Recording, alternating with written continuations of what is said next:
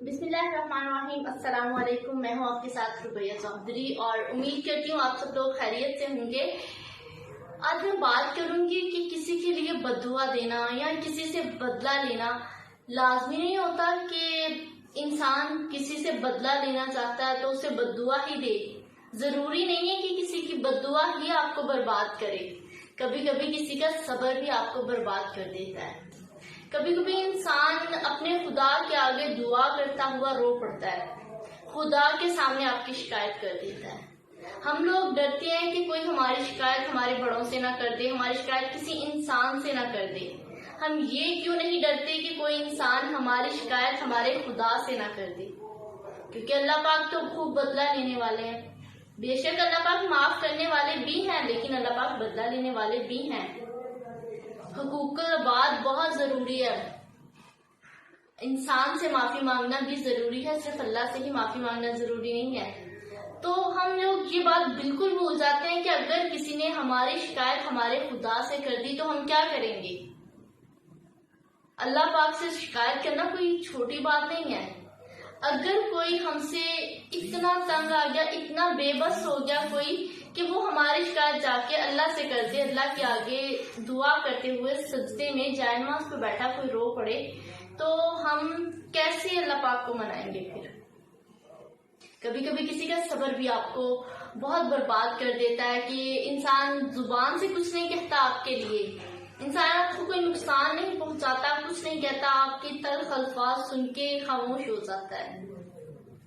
آپ کے الفاظ اسے اس حد تک بے بس کر دیتے ہیں، اس حد تک توڑ دیتے ہیں کہ انسان چپ کر جاتا ہے، وہ آپ سے کچھ نہیں کہتا ہے کیونکہ وہ سمجھ چکا ہوتا ہے کہ آپ سے کچھ کہنا اب کچھ ضروری نہیں ہے، کیونکہ آپ کی لائف میں اس کے لیے امپورٹنس نہیں ہوتی۔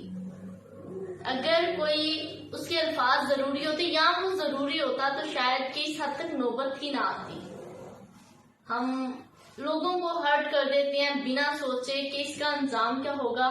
مکافاتی عمل لفظ بھی ہم نے سنا ہے، ہم اس پہ بھروسہ بھی کرتے ہیں کہ مکافاتی عمل ہوتا ہے۔ جب کسی انسان کے ساتھ برا ہوتا ہے تو اسے صبر آنے کے لیے یہ الفاظ بہت ضروری ہوتے ہیں کہ مکافاتی عمل بھی کوئی چیز ہے، جو کرو گے وہی آپ کو بدلے میں ملے گا، مطلب جو بونا ہے آپ نے کاٹنا بھی وہی ہے۔ تو کسی کو ہرٹ کرنے سے، کسی کی دل آزاری کرنے سے کم از کم پرہیز کرنا چاہیے کہ کسی کو ہم اس حد تک بے بس نہ کر دیں، کسی کو ہم اس حد تک اس شدت کی تکلیف نہ دے دیں کہ کوئی ہماری شکایت اللہ سے کر دے، کیونکہ آنسو، صبر اور اللہ سے کی گئی شکایتیں انسان کو برباد کر کے رکھ دیتی ہیں۔ اپنے اللہ کا شکر ادا کیا کریں ہر حال میں، اور خیال رکھا کریں اپنا بھی اور اپنے ساتھ والوں کا بھی، دوسروں کا بھی خیال رکھنا چاہیے، اس سے آپ کو خود کو بھی دلی سکون ہوگا اور اللہ پاک بھی خوش ہوں گے۔ کیونکہ کسی کو ہرٹ کر کے، کسی کو نقصان پہنچا کے، کسی کی دل آزاری کر کے آپ خود بھی سکون میں نہیں رہیں گے، آپ کو اس چیز کا پچھتاوا رہے گا کہ میں نے غلط کیا کیا ہے۔